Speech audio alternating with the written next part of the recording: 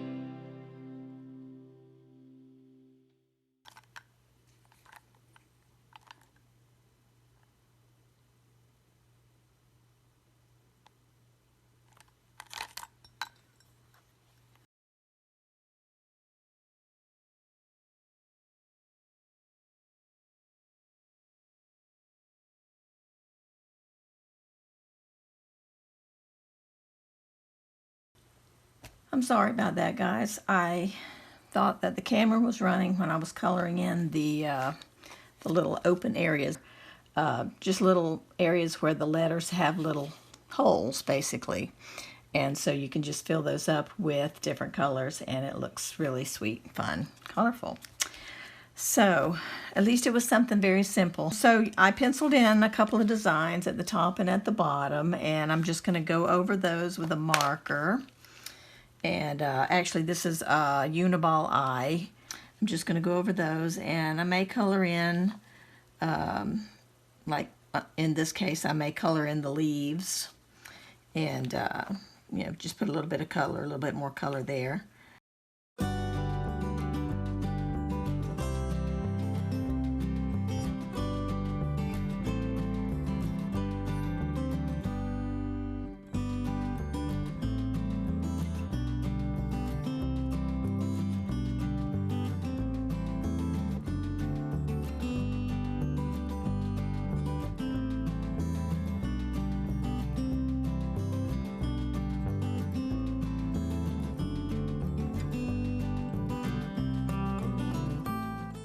All right, I'm going to take the white Posca pen and just mark out anything that I, you know, don't want to have there, little mistakes where I hit the bump in the bag.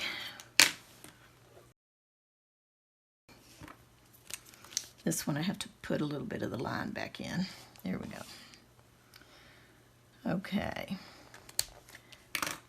And I'm going to erase a little bit of the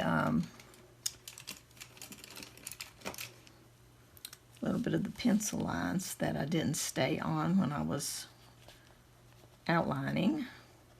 This is just a little fine point eraser, and I like it because it's very small and it can get into, you know, small places. I have this and some refills in my Amazon store, if anybody is interested in this. Okay. I love how colorful and fun this page is. I think it's going to be really sweet next to the actual page I did about color, and it'll be just fun having the bright colors next to the page about color, and also the this little quote being about color. I think I'm going to do these leaves in light green, and then I think that's fine. I was going to say I may come back with the darker green, but I think, oops, that'll be another Posca pen moment.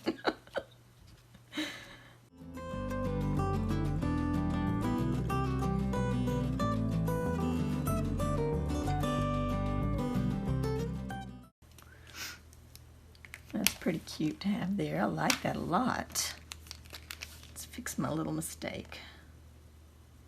There we go. White Posca pens come in handy for a lot of things, guys. And correcting mistakes on a white background is one of them. Having this page next to this one makes me feel like this one needs a little bit more white, so I might come back and do a little bit more of a white border over here just to brighten that up a little bit so that the two pages look better next to each other. And it's possible that I could color in the background over here with something that's more cream colored. I would leave the black and white border, but I might do that. Just color it in with something, maybe watercolor, something like that, and make this more cream color in the background. That's a thought. All right, so I tried a little bit of this ivory color. Well, actually, first I tried the watercolor, and it did not want to work well on top of the gesso, which I kind of expected, but I wanted to give it a shot. And so it didn't work, so I put a little bit of the ivory watered down, and it's fine, although I'll have to go over the black lines again. But it's not quite right. It's a little bit too yellow, so I'm adding just a tiny bit of this buff, natural buff color. I must see if that works. I think it will.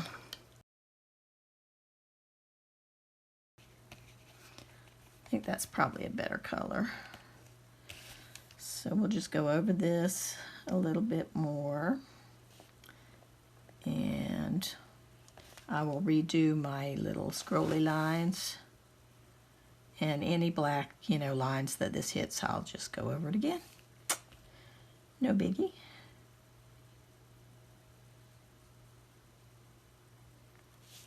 Okay. Yeah, I think this is going to be much better. Okay, here we go. Oops. All right, let's see if that kind of gives it a little bit more of a, yeah, that's better. Not quite so yellowy. A little bit closer match to that background color. And it doesn't have to be matched. I just thought it would be kind of cool to be able to, make the two blend a little bit better together. So I will just go ahead and fill this in real quick and fast forward and go over those lines one more time and make everything nice and crisp again. And be right back.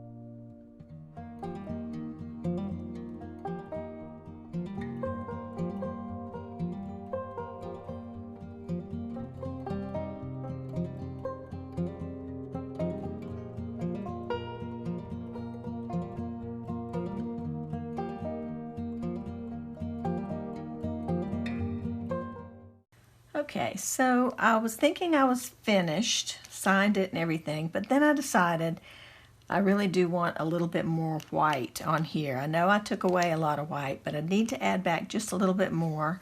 I think it will make the quote area pop just a little bit to add a little more white.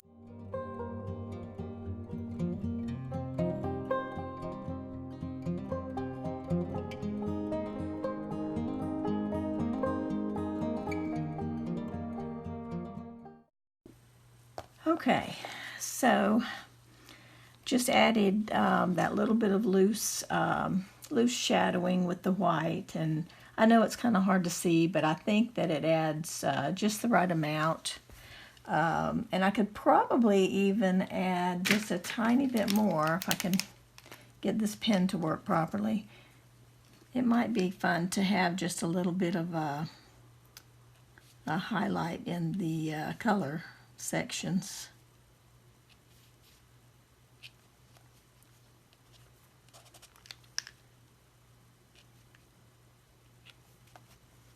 That's kind of fun.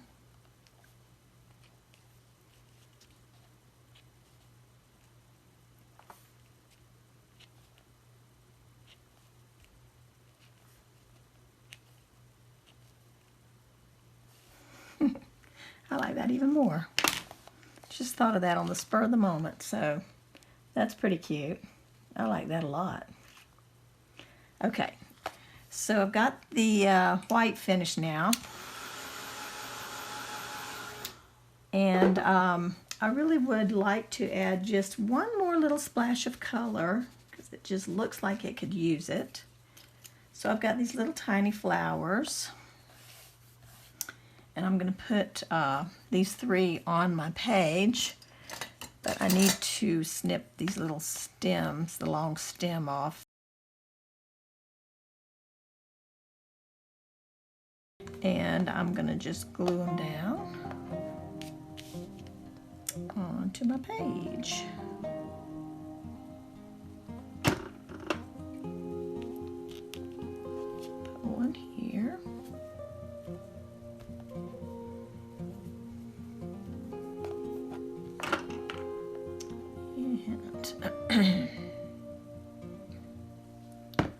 And one here.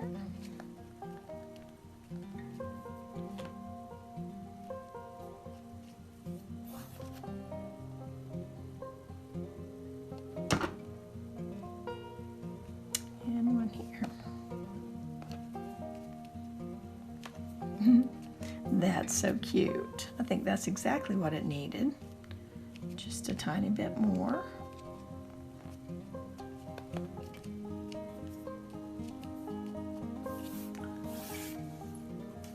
Oh, I love it. I love it with all the little color bits. Okay, and so now when I put this page next to this one, I really like it better. I think it does better. I also thickened the white line on this side so that there's a little more white over here on this page. And now I think the two go together really nicely. So I am totally happy with it now. Yay, we got it. So I look forward to seeing what you create over in our Mixed Media Morsels Facebook group. And so until the next video, we'll see you again soon. Take care, everybody. Bye-bye.